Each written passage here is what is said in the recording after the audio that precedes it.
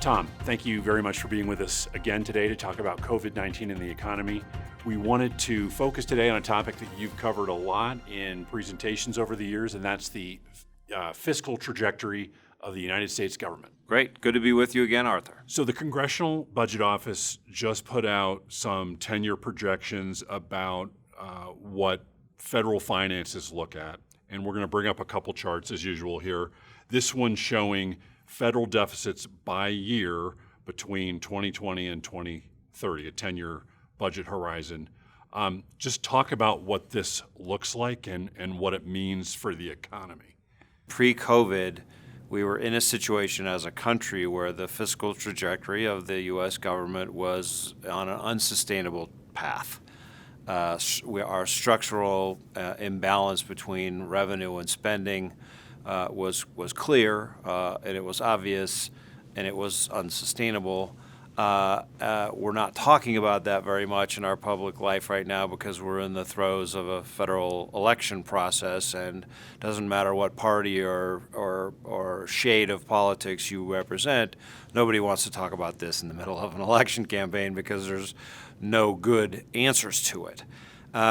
But the reality is we have a nearly catastrophic financial and fiscal position right now in the midst of COVID. Now, I'd be the first one to tell you that the fact that the budget deficit is at these unprecedented levels in peacetime is not something that's waking me up at night, because we have to do what we have to do to sustain the country and the population in this macroeconomic catastrophe that's caused by the COVID pandemic. The real question is, once we get through this and the economy gets back onto a growth trajectory and we can put COVID behind us, hopefully in the not too distant future, we're still looking at budget deficits, as far as the eye can foresee, over $1 trillion per year. And that is a very, very difficult place for us to be, and it's going to accelerate and exacerbate some of the significant tensions we have in the country as the competition for financial resources intensifies. Yeah, you stole my thunder there. The problem with this chart is that the $3 trillion number in 2020 makes all the other bars look small, but these are very, very significant deficits even when you get past this year. That's right, and they're unprecedented in peacetime, quite frankly. All those deficits add into and increase the total debt. Let's bring up the next chart, which shows federal debt as a percentage of U.S. GDP moving from about 80% in 2019 up closer to 110%. Talk about that. This is a level where we have grown our debt as a percentage of GDP quite rapidly as a result, even before COVID, but it's accelerated dramatically during this period. This is showing us that it's going to stabilize in the medium term, but it's actually going to stabilize at what is, by any measure, a quite high level. Let's go to the next chart, which shows the same metric, but over a longer time horizon dating all the way back to World War II. There are some obvious comparisons there. What do you see here? Historically, over long periods of time, one of the biggest drivers of fiscal problems in governments throughout recorded history is war. You have to borrow a lot of money to prosecute wars, and you do it because if it's a matter of national survival, you really have no choice.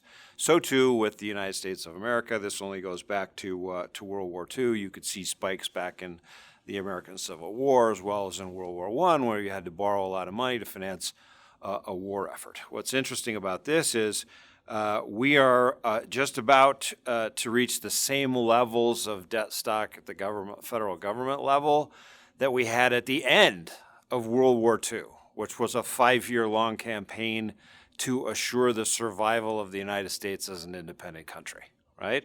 Right now, for us to have gotten to levels of debt like that, there's no historical precedent in the entirety of American history to be this levered at the federal government level in a time of absolute peace. Last question on this topic. Japan, which is an advanced economy, their debt to GDP is over 200%. Just for the layperson, what number is too high of a number, or do we know? all we can tell you is the more debt you have, the less flexibility you have, right? And the more constrained you are in the choices that you have. And you can run at very high levels of debt like this for extended periods of time. I'll give you another example. Italy has been a worry for its fiscal sustainability for my entire adult life. They've been in the 120 to 130% of GDP debt load all that time. But they continue to survive. But they're substantially constrained. Their debt service burden is substantial.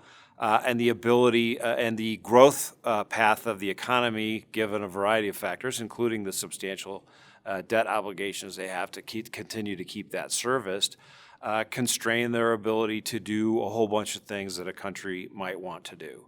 And in the future, what we're going to find on the trajectory that we're on is that the amount of money that we have available to us to do things that the political system thinks are worthwhile or necessary or important will be significantly more constrained, because we're going to have to focus more and more of our dollars of federal tax revenue on stuff that we absolutely must pay, as opposed to things we just want. That's a great segue to the last slide here, which shows two pie charts breaking federal spending into three basic categories: mandatory spending on things like Social Security and Medicare and that kind of thing, discretionary spending, and then interest on the federal debt. First chart is 2019. The second one is where CBO thinks we'll be at the end of this 10-year period. What do you see here? Well, these are interesting charts. They don't make you feel, for the viewer who looks at these, probably won't feel as nervous or anxious about them as I do when I look at them. The way I would change the labels to be, mandatory and interest are basically you must pay or it's a catastrophe, right? Discretionary is these are things you want to have.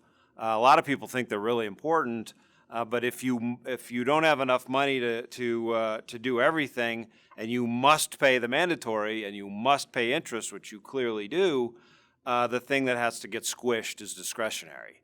The thing that would distress you all is to know what's in discretionary.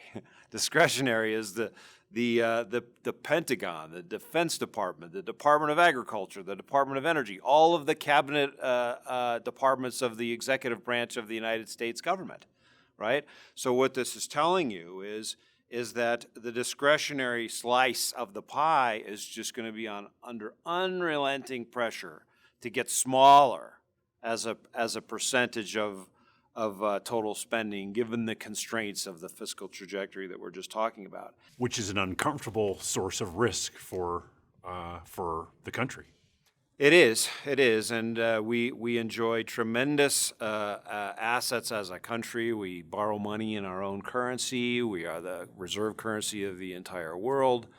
We have the highest possible credit ratings. We have the broadest, deepest, most liquid capital markets on earth, but nobody escapes gravity. As you accumulate more debt, you accumulate less flexibility and more obligations, and it gets harder and harder to maneuver your way through that over time. And the putting ourselves onto a more fiscally sustainable trajectory will force the country to have to grapple with a combination of restraints on spending, which nobody likes to do, as well as considering sources of revenue to bring that giant $1 trillion plus 10-year out fiscal budget deficit projection into a more manageable and appropriate trajectory over a long period of time.